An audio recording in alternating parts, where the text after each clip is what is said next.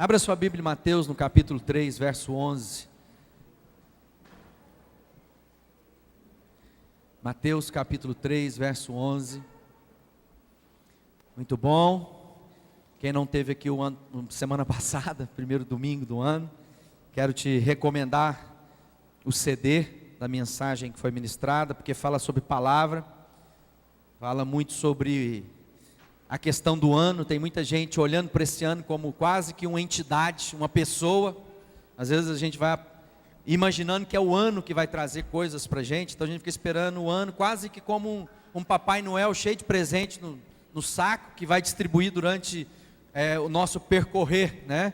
A nossa jornada, a nossa caminhada em 2000 anos. Mas não é nada disso, amado. O ano é feito de dias, e a Bíblia diz que o importante para nós é o dia que se chama hoje, e portanto eu vou viver o que tem para mim o dia de hoje, semeando as sementes para colher naquilo que Ele pode produzir no dia de amanhã.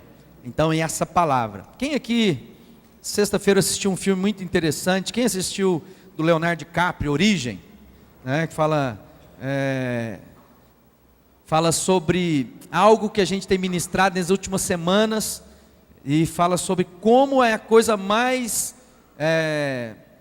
destrutiva ou construtiva, ou a coisa que mais pode contagiar ou contaminar alguém. E aí ele começa perguntando se é bactéria, se é vírus, e ele fala: não, é uma ideia. Então é a base do meu pensamento que vai definir o meu destino. A Bíblia diz o quê? Assim como o homem pensa, assim ele é. Então assista o filme, vale a pena você levar lá para o seu pequeno grupo, fazer uma discussão a respeito de como plantar uma ideia, né? Que é o que o diabo vem e tenta fazer na vida de muitos. A cada dia está lá plantando uma ideia, e a partir daquela ideia, toda a sua lógica é formada, todos os seus valores são estabelecidos. Por isso que Jesus é palavra, e Ele veio transformar a palavra que está na nossa mente, para que a palavra que seja agora a que dirige todas as coisas da nossa vida, é aquela que vem do alto para a nossa história. Então pega lá o filme, vale a pena você assistir. Pode parecer um pouco complicado no começo, mas depois você assiste uma vez, duas vezes, três vezes, você vai entender lá. Mateus capítulo 3, verso 11, diz assim: testemunho de João a respeito de Jesus. E João Batista foi o último profeta naquilo que a gente conhece como profetas, né?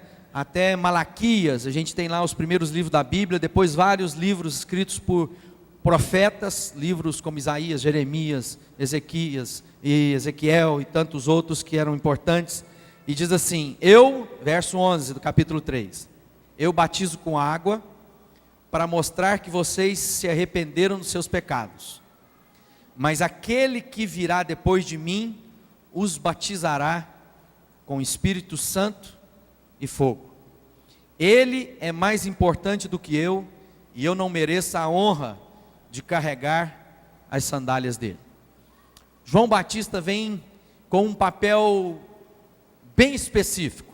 Ele veio preparar o caminho para Jesus Cristo. Então João Batista é aquele que ficava lá no deserto anunciando, confrontando o rei, e por causa do seu confronto com o rei, porque o rei estava lá fazendo coisas que não deviam, né? Naquela época Herodes, e ele lá profetizava e trazia palavra de exortação, trazia palavra de confronto na vida das pessoas. Mas acima de tudo, João Batista era aquele que veio preparar o caminho para Jesus.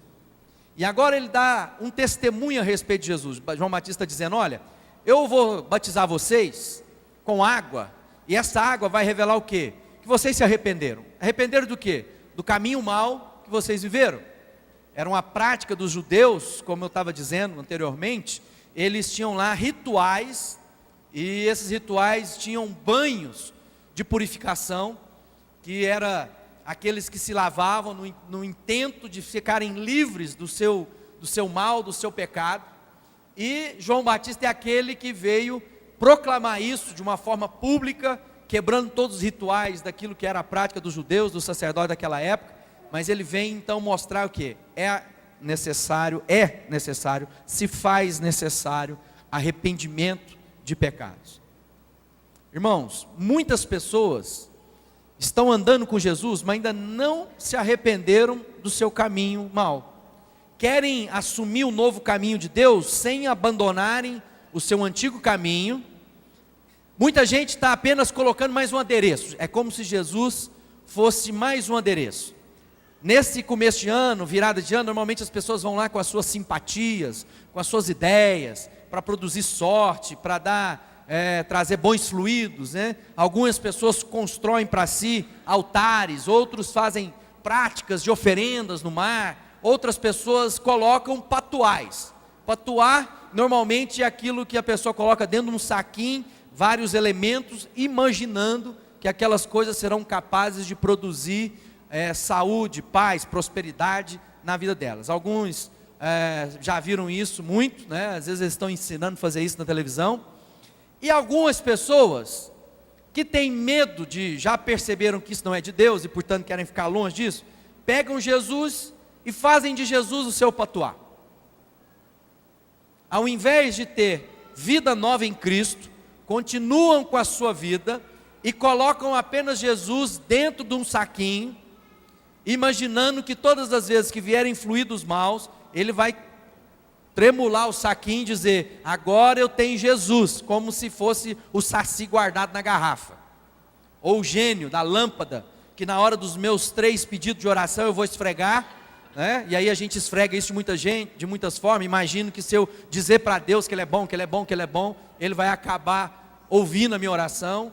Ou imagino que se eu for lá e distribuir alguma coisa no final do ano para os pobres, eu vou pagar a minha má consciência, e agora eu vou ter mais um ano para poder fazer o que eu gostaria, do jeito que eu gostaria, que era isso no tempo de João Batista.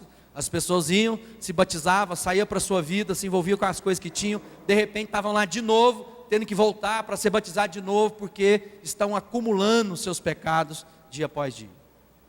Jesus não é patuá para a sua vida. Jesus é rei.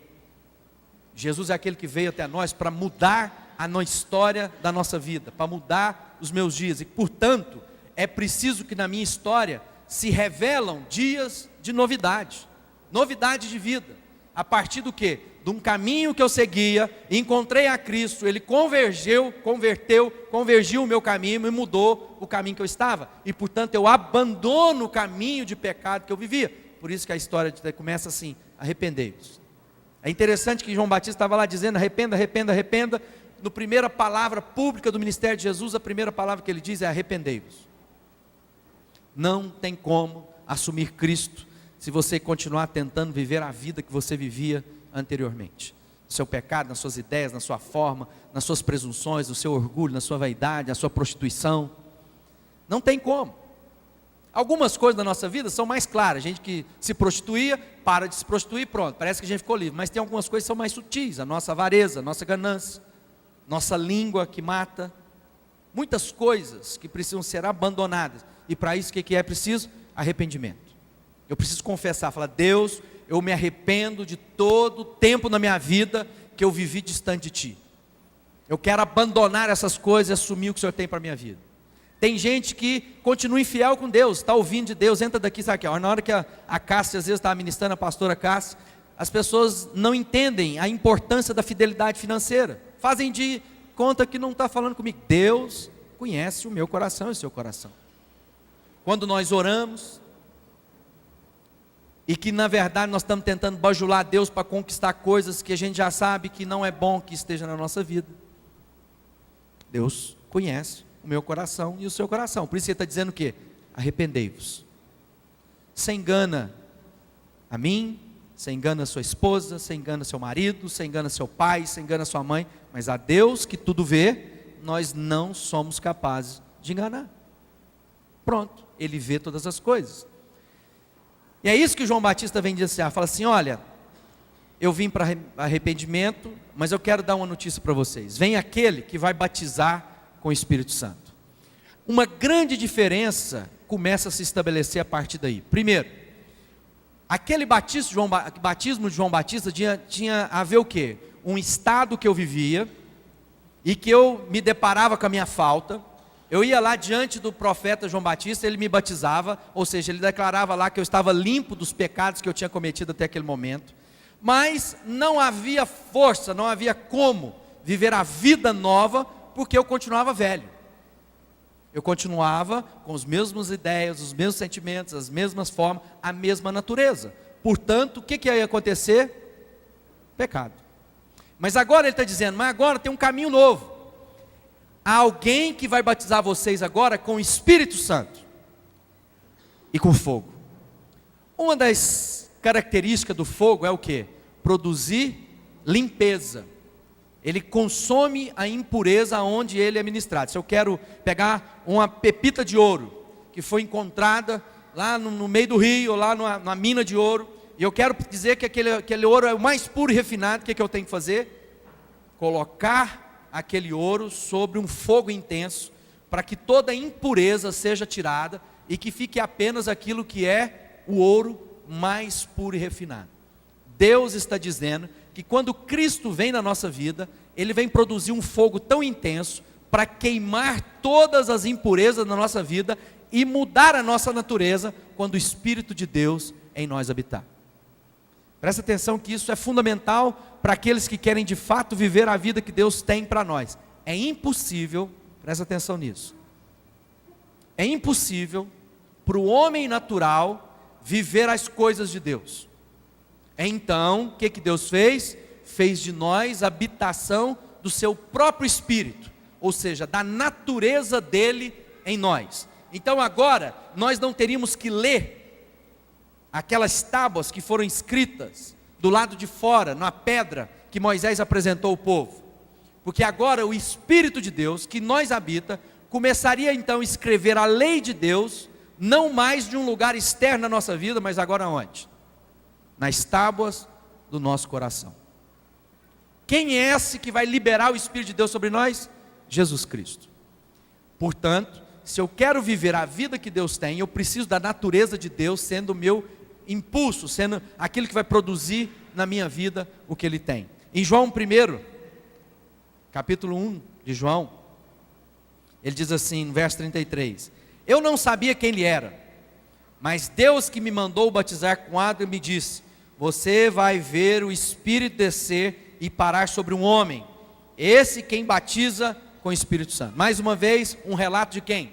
João Batista. João Batista está dizendo, o testemunho de que Jesus, o filho do carpinteiro José, era o Filho de Deus, nascido da Virgem, que foi gerado pelo poder do Espírito Santo de Deus, que veio sobre a vida de Maria. O testemunho era o quê? Quando você vir o Espírito descer sobre ele, esse é o escolhido. E Jesus assim o foi. Quando João Batista o batiza, o Espírito de Deus desceu sobre ele, e um testemunho de uma voz do céu que dizia, este é meu Filho amado, em quem eu tenho todo o prazer. Então em Jesus está a possibilidade de que agora a natureza de Deus tome posse da nossa vida, venha nos possuir. Nós estamos agora não apenas contemplando Deus do lado de fora, mas agora Deus escolheu a cada um de nós para habitar da sua glória, o seu Espírito, a sua natureza. Ele compartilha de nós, conosco, aquilo que Ele é, aquilo que vai nos ensinar. Quando nós vimos então o testemunho de Jesus a respeito do Espírito Santo, no capítulo 14, se você passar um pouquinho para frente, aí nós já abrimos em João, verso 23 diz assim, Jesus respondeu, a pessoa que me ama, obedecerá a minha mensagem, e o Pai a amará, e o meu Pai e eu viremos viver com ela. A pessoa que não me ama, não obedece a minha mensagem, e a mensagem que vocês estão escutando, não é minha, mas do Pai, que me enviou. Tendo dito isto, enquanto estou com vocês, mas o Auxiliador, o Espírito Santo, que o Pai vai enviar em meu nome, ensinará a vocês todas as coisas